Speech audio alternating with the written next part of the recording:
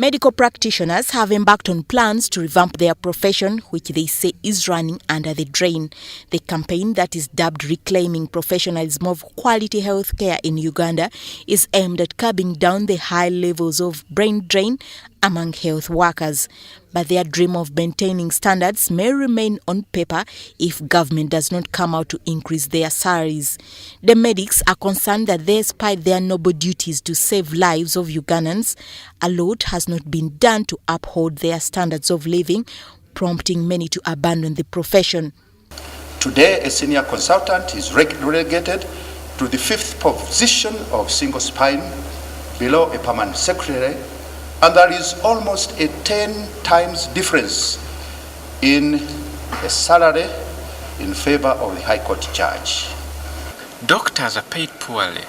When, for example, classmates in secondary school, one is a lawyer, another one is an engineer, and one is a doctor, you find that if the doctor finds himself earning less than the others, then chances are high that he might have to get out of the profession. So there is a vacuum, and therefore there are individuals that have not been trained, that have gone in to fill that vacuum, and they go under the cover because the regulatory enforcement arm, which is the responsibility of government, is also very weak. According to the State Minister in charge of primary health care, Dr. Erioda Tumwesije, government will soon consider all the demands by medical workers, but in the meantime, they should uphold their ethics to save lives. Somebody as a student, somebody has finished senior 6, wants to go and study as a nurse or as a midwife. If I know for you to be able to get this position, you've got to pay. So the entry point, somebody is going to study. What does he or she start with? Having to pay a bribe to go and study to be a nurse. So now when she has qualified, what do you expect? It's a calling, but at the end of the day, there is what we call job satisfaction.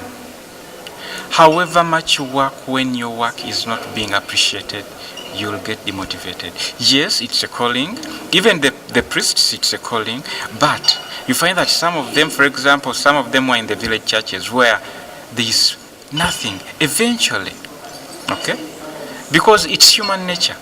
One, we need to earn a living, and we need positive reinforcement. On average, a medical doctor takes home 600,000 shillings, which they say is too low given the workload. This, among other factors, has seen many of them leaving the country for greener pastures in the neighboring countries. Stella Nabakoza, WBS TV.